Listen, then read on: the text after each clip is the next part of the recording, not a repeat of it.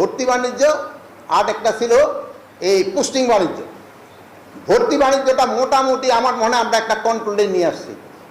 কোনো একটা এসপিও বলতে পারবে না যে এত পুলিশ নিয়ে হয়েছে যে স্বরাষ্ট্র উপদেষ্টা কারো একটার জন্য রিকোয়েস্ট করছে, একটা এক্সাম্পল দিতে পারবে না যে আমি কারোর জন্য একটা রিকোয়েস্ট করছি যে অমুকের জন্য একটাই দাও, ওরে ভর্তি করো।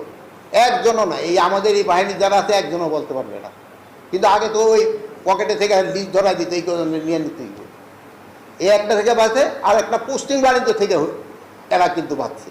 পোস্টিং বাণিজ্য এখন একটা কমিটির মাধ্যমে এক পোস্টিং হয়, উপরের পোস্টিংগুলি, এটার থেকে কিন্তু একটু কমছে। তো যে নিচে খাদ্য যে ওসি 2-4টা পোস্টিংয়ে অনেক ওরা পয়সা খায় কিনা এটা আমি অবশ্যই বলতে পারবো না, যেহেতু ডিস্ট্রিক্ট ওসি তো ওরা পোস্টিং করে দিয়ে যেটা ওনারা করে, এখন ওনারা খায় কিনা আমি বলতে পারি না, বাট আমি বলতে পারবো এটা অনেক কমছে। আমরা আশা করব সব কটা রেঞ্জে যেন এইরকম হয়। আর একটা জিনিস হলো আমি আশা করবো আপনার থেকে